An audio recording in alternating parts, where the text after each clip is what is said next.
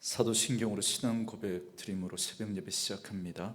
전능하사 천지를 만드신 하나님 아버지를 내가 믿사오며 그 외아들 우리 주 예수 그리스도를 믿사오니 이는 성령으로 잉태하사 동정녀 마리아에게 나시고 본디오 빌라도에게 고난을 받으사 십자가에 못 박혀 죽으시고 장사한 지 사흘 만에 죽은 자 가운데서 다시 살아나시며 하늘에 오르사 전능하신 하나님 우편에 앉아 계시다가 저리로서 산자와 죽은 자를 심판하러 오시리라. 성령을 믿사오며 거룩한 공회와 성도가 서로 교통하는 것과 죄를 사하여 주시는 것과 몸이 다시 사는 것과 영원히 사는 것을 믿사옵나이다. 아멘. 이 아침에 우리에게 주시는 하나님의 말씀은 사사기 18장 21절에서 마지막 31절 말씀까지입니다. 사사기 18장 21절에서 마지막 31절 말씀까지 말씀 찾으셨으면 한 목소리로 같이 읽습니다. 그들이 돌이켜서 어린 아이들과 가축과 값진 물건들을 앞세우고 길을 떠나더니 그들이 미가의 집을 멀리 떠난 때에 미가의 이웃 사람들이 모여서 단 자손을 따라 붙어서 단 자손을 부르는지라. 그들이 얼굴을 돌려 미가에게 이르되 네가 무슨 일로 이같이 모아 가지고 왔느냐 하니 미가가 이르되 내가 만든 신들과 제사장을 빼앗아 갔으니 이제 내게 오히려 남은 것이 무엇이냐. 너희가 어찌하여 나더러 무슨 일이냐고 하느냐 하는지라. 단 자손이 그들에게 이르되 네 목소리를 우리에게 들리게 하지 말라. 노한 자들이 너희를 쳐서 네 생명과 네 가족의 생명을 잃게 할까 하노라 하고 단 자손이 자기 길을 간지라. 미가가 단 자손이 자기보다 강한 것을 보고 돌이켜 집으로 돌아갔더라. 단 자손이 미가가 만든 것과 그 제사장을 취하여 라이스에 이르러 한가하고 걱정 없이 사는 백성을 만나 칼날로 그들을 치며 그 성읍을 불사르되 그들을 구원할 자가 없었으니 그 성읍이 베드르흡 가까운 골짜기에 있어서 시돈과 거리가 멀고 상종하는 사람도 없음이었더라. 단 자손이 성읍을 세우고 거기 거주하면서 이스라엘에게서 태어난 그들의 조상 단의 이름을 따라 그 성읍을 단이라 하니라. 그 성읍의 본 이름은 라이스였더라. 단 자손이 자기들을 위하여 그 새긴 신상을 세웠고 모세의 손자요 게르솜의 아들인 요나단과 그의 자손은 단 지파의 제사장이 되어 그 땅 백성이 사로잡히는 날까지 이르렀더라. 하나님의 집이 실로에 있을 동안에 미가가 만든 바 새긴 신상이 단 자손에 있었더라. 아멘. 오늘은 함께 읽으신 사사기 18장 21절에서 31절 말씀을 중심으로 한 가정에서 한 지파로라는 제목의 말씀으로 잠시 은혜를 나누고자 합니다.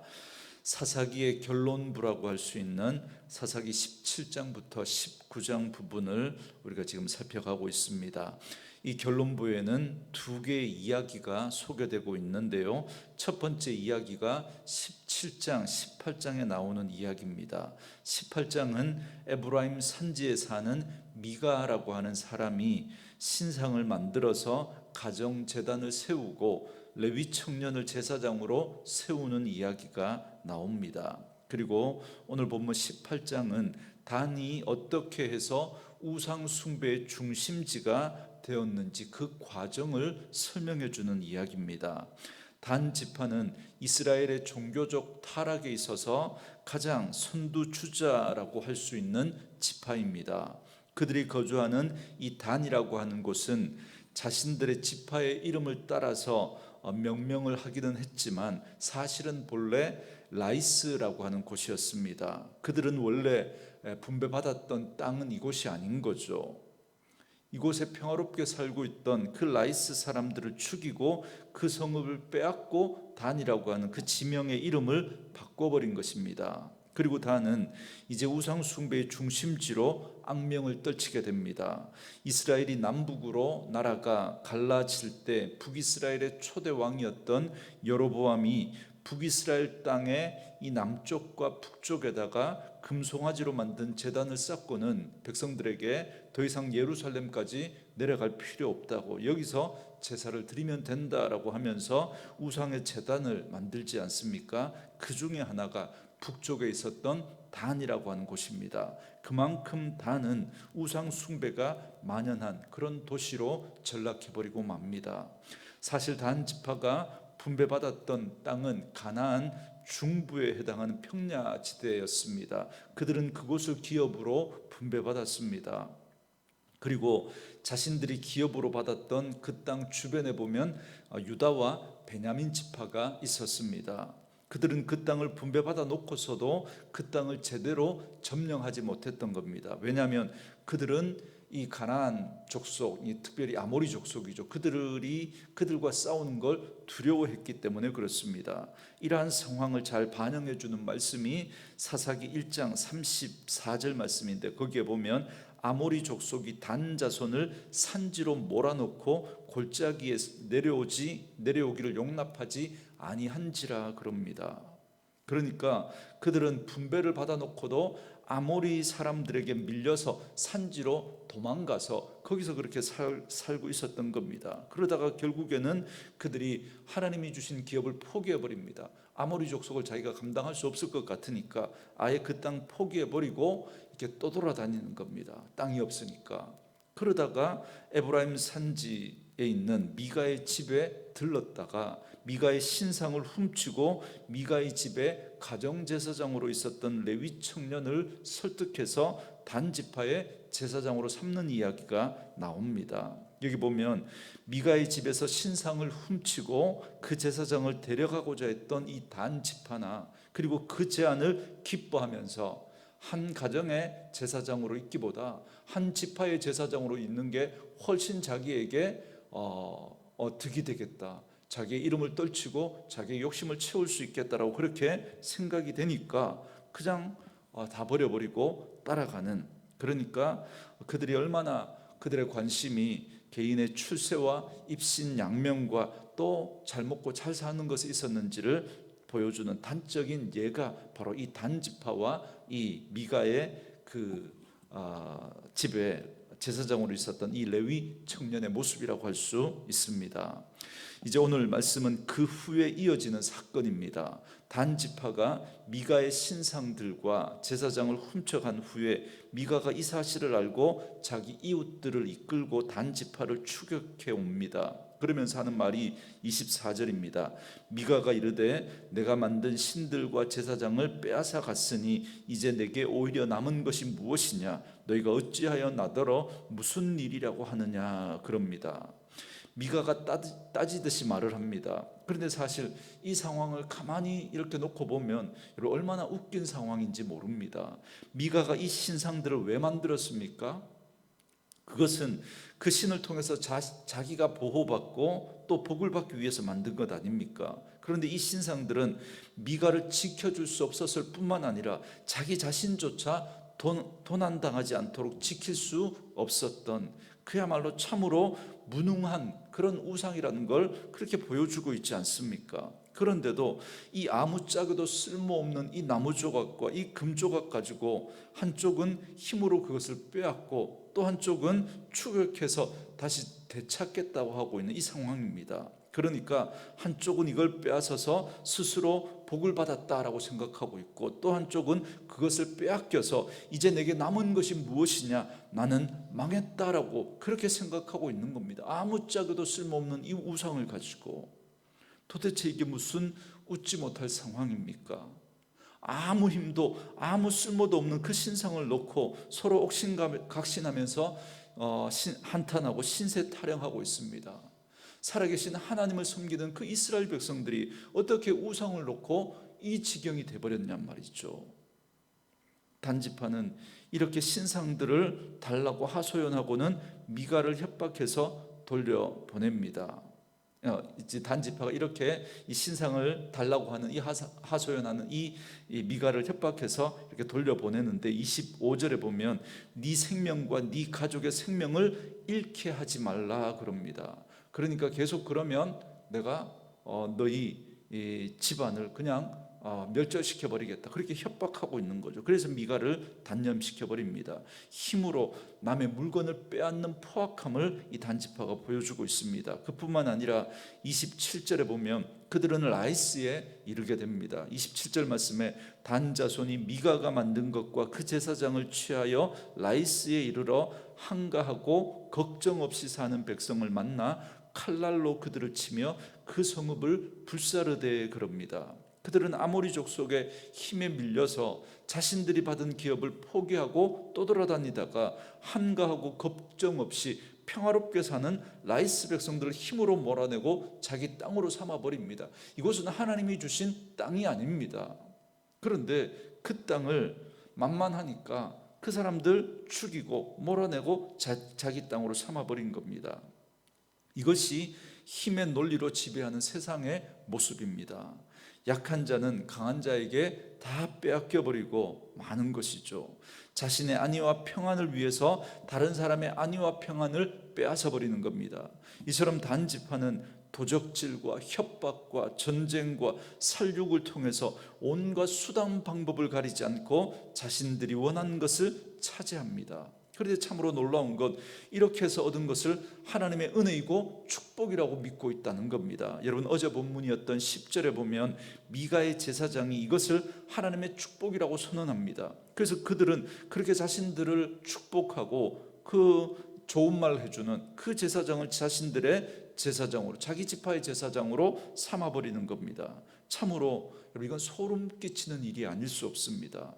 하나님이 우리에게 주신 축복이라고 하는 그 미명하에서 온갖 불법과 불의와 악행을 서슴지 않고 버리고 있는 겁니다. 그리고는 그게 하나님의 축복이라고 그러는 거예요.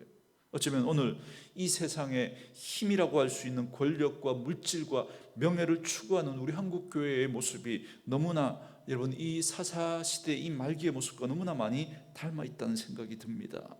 이렇게 해서 단지파는 라이스를 정복하고 새롭게 성읍을 건축합니다. 그리고는 그 성읍의 이름을 단이라고 하는 자신의 지파의 이름을 따서 바꿔버립니다. 그리고 나서 그들이 한 일이 무엇입니까? 30절 말씀에 단 자손이 자기를 위하여 그 새긴 신상을 세웠고 모세의 손자요 게르솜의 아들인 요나단과 그의 자손은 단 지파의 제사장이 되어 그 땅 백성이 사로잡히는 날까지 이르렀더라 그럽니다. 이 이야기 끝에 베일에 쌓여 있었던 이 미가의 가정 제사장이었던 이 레위 청년의 정체가 드러납니다. 그의 이름은 요나단입니다. 바로 그 앞에 어떻게 설명하고 있습니까? 모세의 손자다 그럽니다. 언뜻 읽으면 이게 아무런 의미 없이 지나갈 수 있지만, 여러분, 모세의 손자니까 여러분, 당시 꽤 유명한 사람 아니었겠습니까? 이스라엘 지파가, 이스라엘 사람들이 그렇게 존경하는 그 지도자 모세인데, 그 모세의 손자니까 꽤 유명했을 겁니다. 그래서 어제 본문 3절에 보면 단 지파의 정탐꾼들이 그 음성을 듣고는 익숙한 음성인지라 그가 누구인지 알아차렸다 그럽니다. 그만큼 모세의 손자였기 때문에 이스라엘 사람들에게는 꽤 유명하고 지명도가 있었던 사람이었던 거죠. 그런데 이 이야기 끝에 갑자기 그의 정체가 이렇게 드러나면서 놀라운 사실이 밝혀지고 있는데, 여러분, 그가 아무리 모세의 손자라고 할지라도 그는 제사장이 될 수 없는 사람입니다. 우리는 제사장 그러면 레위인 이렇게 생각해보니 여기서 끝나버리죠. 레위인이면 다 제사장 될 수 있다고 생각하죠. 아니죠. 정확하게 이야기하면 제사장은 레위 자손 중에 아론의 자손들이 제사장이 됩니다. 아론의 자손이 아니면 그가 아무리 모세의 손자라고 할지라도 레위인이지만 그는 제사장이 될 수 없는 사람입니다. 그러니까 모세의 손자인 그가 제사장이 되었다는 것, 이건 명백한 잘못인 거죠. 그래서 이 이야기의 마지막 31절은 이렇게 마무리됩니다. 31절 말씀에 하나님의 집이 실로에 있는 동안에 미가가 만든 바 새긴 신상이 단 자손에게 있었더라 그럽니다. 하나님의 집, 그러니까 성막은 실로에 있다고 하는 사실을 분명히 밝히고 있습니다. 무슨 말입니까? 하나님을 제사하는 유일한 곳은 바로 실로에 있는 이 성막이라는 사실을 밝혀주고 있는 겁니다. 그러면서 지금 단 지파의 이런 행위가 얼마나 잘못되었는 것인지를 지금 말해주고 있는 것이죠. 처음에 말씀드린 대로 이후에 단 지파의 성소는 우상 숭배 중심지로 되어버리고 맙니다. 그래서 북이스라엘의 여로보암도 이곳에 금송아지를 만들어서 제단을 만들었던 겁니다. 그리고 30절에 보면 그 땅 백성이 사로잡히는 날까지 이르렀더라 그럽니다. 그러니까 미가의 신상이 북이스라엘이 아수르에서 망하는 동안 계속해서 이곳에 있었다라는 걸 말해주고 있는 겁니다. 그리고 이 구절은 바로 그들이 결국 이것이 올무가 되어서 우상 숭배로 멸망할 그런 운명이었다는 걸 말해주고 있는 것입니다. 그러니까 우상이 그들에게 행복과 번영과 그리고 자기의 욕심을 채워줄 거라고 그렇게 믿고 섬겼는데, 그런데 그걸 가져다 준 게 아니라 결국은 멸망을 가져왔다라는 걸 말해줍니다. 그래서 성경을 전체적으로 보시면 이 단지파에 대해서는 계속해서 부정적으로 언급을 합니다. 야곱의 12아들들을 이 야곱이 축복할 때 다는 축복이 아니라 저주입니다. 다는 길의 뱀이요 독사다 그럽니다. 그리고 요한계시록 7장에 보면 하나님의 구원의 인을 맞은 이 12지파의 목록이 나오는데 그 12지파 가운데 이 단 지파는 빠집니다. 여러분, 이스라엘은 이렇게 12지파로 우리가 알고 있지만 그러나 땅을 이렇게 분배받는 지파가 12지파지 사실은 13지파입니다. 여러분, 이 레위인들은 이게 하나님의 제사장으로 그렇게 섬기면서 땅을 분배받지 않죠. 그래서 각 성읍에 흩어져서 삽니다. 대신에 그 레위 지파를 대신해서 누가 땅을 차지합니까? 요셉의 두 아들이, 그죠? 각각 한 지파씩 그렇게 해서 레위 지파가 빠지고 이 요셉의 두 아들이 한 지파씩 차지해서 땅을 차지합니다. 그러니까 13지파인 거죠. 그런데 요한계시록 7장에서는 레위 지파가 이 12지파에 포함되고 한 지파를 빼버립니다. 그런데 거기 단 지파가 빠집니다. 구원받은 그 지파의 명단에 아예 단 지파는 빠져버리고 맙니다. 이 사실을 오늘 이 요한계시록 7장을 통해서 우리가 보면서 오늘 이 단 지파가 어떻게 해서 우상 숭배의 중심지가 되어버렸는지, 그리고 그 우상이 얼마나 한 지파가 이렇게 몰락하고 멸망해 가는지를 잘 보여주고 있는 것입니다. 그렇기 때문에 우상 숭배야말로 구원에서 제외되고 하나님의 진노와 파멸을 가져온다는 사실을 이 단지파는 분명하게 보여주고 있는 것입니다. 그래서 우리는 오늘 이 이야기, 이 말씀을 통해서 하나님이 얼마나 우상 숭배에 대해서 진노하시고 그 죄가 얼마나 우리를 파멸로 몰아가는지를 우리는 분명히 여러분 깨달으셔야 합니다. 물론 우리가 사사시대처럼 무슨 다른 우상을 이렇게 새겨서 만들고 그걸 섬기고 여러분 그렇게 우리는 하지 않을 겁니다. 그러나 여러분 꼭 그렇게 눈에 보이는 우상을 섬기는 것만 여러분 우상 숭배가 아니라는 사실을 분명히 기억하셔야 합니다. 오늘 우리 역시도 얼마든지 우상 숭배와 같은 그런 모습으로 여러분 우리가 믿음 생활할 수 있다는 사실을 명심해야 됩니다. 여러분 죄의 가장 큰 특징을 제가 거듭 지독한 자기 중심주의라고 말씀드리지 않습니까? 그러니까 우리가 예수님을 믿고 하나님을 섬긴다고 해도 예수님을 내 삶의 주인으로, 예수님을 내 삶의 왕으로 모시지 않고 내가 주인 되고 내가 왕이 되어서 나를 위해서 내 욕심과 내 만족과 내 행복만을 위해서 우리가 믿음 생활하면 여러분 그것이 우상 숭배와 같은 모습이 될 수 있다는 사실을 분명히 기억해야 됩니다. 여러분, 하나님께서 우상과 하나님을 섬기는 것에 대해서 이렇게 구별해서 말씀하시는데 거기에 보면 우상을 만들고 우상을 섬길 때는 반드시 따라오는 표현이 있죠. 자기를 위하여, 자기를 위하여, 자기를 위하여 우상을 만들고 자기를 위하여 우상을 섬긴다, 그 표현을 합니다. 그런데 하나님을 섬긴다라고 할 때는 여호와를 위하여, 하나님을 위하여 이 표현 쓰지 않습니까? 여러분, 우리가 예수님을 믿고 하나님을 섬긴다고 할지라도 그 중심에 하나님이 계시지 않고 내가 있다면, 내가 주인되고 내가 왕되어서 내가 원하는 것을 내 욕심을 위해서 그렇게 채우고자 한다면 하나님은 수단화 되어지고 맙니다. 하나님이 수단화 되어지고, 하나님이 그렇게 여러분 목적이 아니라 하나님이 수단이 되어져 버리면 여러분, 그건 우리가 하나님을 섬기는 것이 아니라 사실은 하나님을 수단으로 해서 그 하나님이 나를 섬겨야 되는 거예요. 나를, 내 생각과 내 욕심과 내 바람을 채워줘야 하는 우상으로 전락해버리고 맙니다. 그래서 우리는 하나님을 섬긴다고 하면서도 들여다보면 우리가 하나님을 섬기는 것이 아니라 하나님을 수단화해서 그 하나님이 나를 섬겨야 하는 것으로 바뀌어버리는 거죠. 여러분, 이것이 바로 이 하나님이라고 하는 우상을 섬기는 그 모습이 되어버리고 마는 것이죠.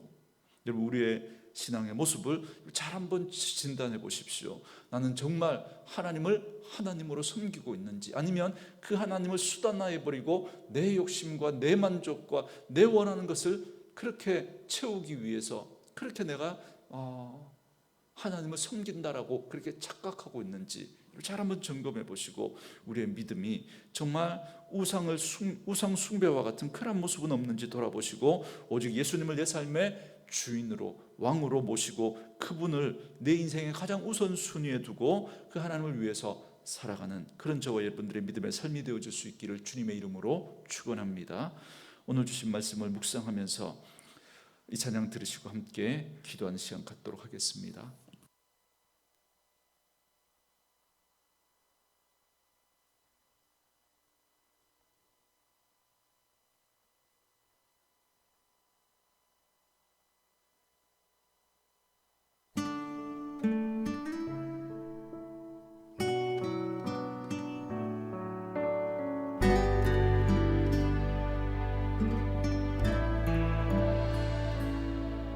내가 주인 삼은